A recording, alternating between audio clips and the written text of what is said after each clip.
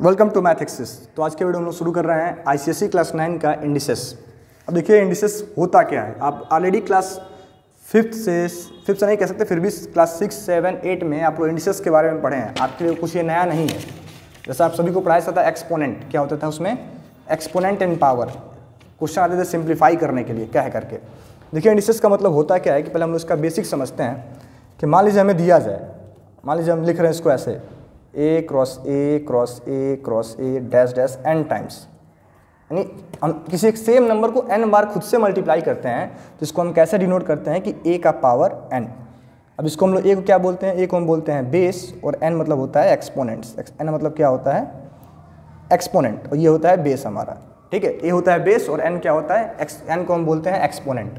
तो इस चैप्टर में हमें कुछ इसी कॉन्सेप्ट को पढ़ना है। हो सकता है कि आपको इसको देख करके थोड़ा कुछ बहुत याद आ रहा होगा कि हाँ ऑलरेडी हम लोग क्लास से 8 में इसको हम लोग पढ़े हैं।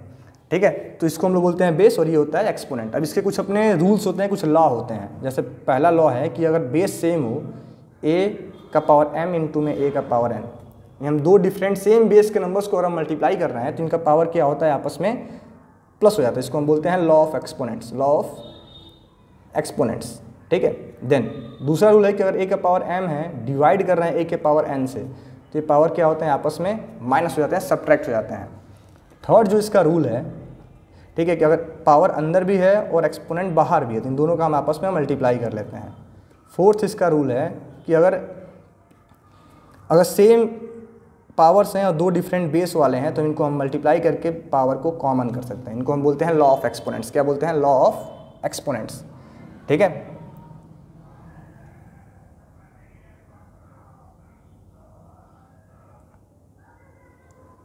देन अगला रूल है कि अगर हमें दे रखा है कि a अपॉन बी का पावर m, तो इसको हम लिख सकते हैं a का पावर m अपॉन में b का पावर m। ठीक है, देन सबसे इंपॉर्टेंट जो है जिसको वो बहुत ज़्यादा कन्फ्यूजन होता है बच्चों को कि यार कोई भी बेस है उसका एक्सपोनेंट निगेटिव है, उसका एक्सपोनेंट क्या है, निगेटिव है, जिसको हम 1 अपॉन में a/n लिख सकते हैं, पावर क्या हो जाएगा, पॉजिटिव। ठीक है, यानी कि अगर वो अपॉन में है उसको आप ऊपर कर लें, न्यूमरेटर उसको हम ऐसे इस फॉर्म में लिख दें तो पावर निगेटिव हो जाएगा, और अगर निगेटिव है इसको इस फॉर्म में लिखेंगे तो पावर पॉजिटिव हो जाएगा। ठीक है, यानी कि अगर निगेटिव है उसको हमें पॉजिटिव करना है तो क्या करना है, सिंपली अपॉन में कर देना है। क्या कर लिखना है, उसको हम 1/a के फॉर्म में लिख लें, हमारा जो निगेटिव पावर दे रखा है वो क्या हो जाएगा, पॉजिटिव हो जाएगा। देन अगला है कि हमें एक दे रखा है कि a/n इज इक्वल टू में b का पावर n है। कंडीशन क्या है कि n नॉट इक्वल टू 0 होना चाहिए, तो a इज इक्वल टू क्या होगा, b होगा। a क्या होगा, b के बराबर होगा। ठीक है, तो ये था हमारा, ये ऑलरेडी हम लोग इस टाइप के जो लॉ ऑफ एक्सपोनेंट्स हैं इनको हम लोग क्लास 8 में डिस्कस कर चुके हैं, और सबसे ज़्यादा इंपॉर्टेंट आपके लिए ये वाला रहेगा, इसको हमें याद रखना है। जैसे आप इसको समझ सकते हैं एग्जाम्पल से कि 2 का पावर -3 दिया है तो इसको हम ऐसे लिख सकते हैं 1 अपॉन में 2 का पावर 3।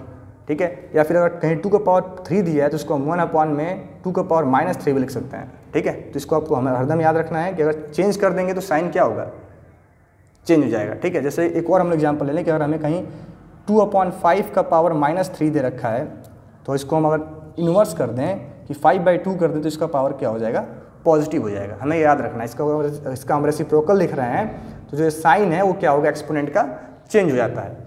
ठीक है, देन अगला आता है जो हमें इसमें नया पढ़ना होता है, शॉर्ट्स। क्या बोलते हैं उसको हम लोग, शॉर्ट्स या फिर रेडिकल्स, या फिर आपके बुक में इसका नाम दिया है फ्रैक्शनल इंडिसेस, फ्रैक्शनल इंडिसेस। ठीक है, फ्रैक्शनल इंडिसेस, इसको हमें अब समझना है कि आखिर ये फ्रैक्शनल इंडिसेस क्या होता है। ठीक है, जैसे मान लीजिए आपको बोला जाए square root of 25, square root of 25, इसका मतलब क्या है, इसी को हम बोलते हैं शॉर्ट्स। क्या बोलते हैं, शॉर्ट्स। और ठीक है, तो स्क्वायर रूट्स ऑफ 25 का मतलब क्या हुआ कि 25 का पावर 1 अपॉन में 2। ठीक है, यानी कहीं पर अगर हमें ऐसे लिखा जाए कि nth root of a, nth root of a, तो उसका मतलब ये होता है कि a का पावर 1/n, यानी जो कुछ भी आपको दिया nth root, third root, fourth root, fifth root, उसका मतलब यही होता है कि 1 अपॉन में वो पावर होता है। ठीक है, जैसे हम कहें कि nth root of fifth root of 32, fifth root of 32, इसका मतलब क्या हुआ, 32 का पावर 1/5, और इसको हम कैसे सिंप्लीफाई कर सकते हैं कि 32 को हम लिख सकते हैं 2 का पावर 5 इंटू में 1/5, दोनों कैंसिल, 2 इसका आंसर, 2 इसका आंसर। तो यही होता है एक्सपोनेंट, यही क्या होता है, एक्सपोनेंट। ठीक है, जिसको हम बोलते हैं फ्रैक्शनल शॉर्ट्स बोल रहे हैं, रेडिकल्स बोल रहे हैं, या फिर फ्रैक्शनल इंडिसेस बोल रहे हैं। तो हमें याद क्या रखना है कि जब भी पावर या कोई भी नंबर हो तो हम बस इसको जो शॉर्ट्स दिया इसको हटाने के लिए हम क्या करेंगे कि वो नंबर 1 अपॉन में जो भी यहाँ लिखा हुआ है, fourth root, cube root, third root, जो कुछ भी है, ठीक है। देन अब हम लोग एक्सरसाइज 8.1 के क्वेश्चंस को समझेंगे और एक दो क्वेश्चन प्रैक्टिस करके बाकी जो क्वेश्चन हैं उनको हम लोग नेक्स्ट वीडियो में कवर करेंगे, ठीक है। तो आइए हमें जो पहला क्वेश्चन दिया है एक्सरसाइज 8.1 का, तो एक्सरसाइज 8.1 में हमें सिर्फ इसमें एक एक्सरसाइज है, एक्सरसाइज 8। एक्सरसाइज 8 में जो पहला क्वेश्चन हमें गिवन है, आप देख पा रहे होंगे, पहला क्या है कि 81 का पावर 81/16 का पावर -3/4, 81/16 का पावर 81/16 का पावर -3/4। तो मैंने आपको क्या बताया अभी कि जब भी ये निगेटिव हो, जब भी पावर निगेटिव हो, इसको रेसिप्रोकल कर लेंगे, यानी कि 16 अगर 81 कर लें तो ये क्या हो जाएगा, पॉजिटिव हो जाएगा, ठीक है। और अब हमें करना क्या है, तो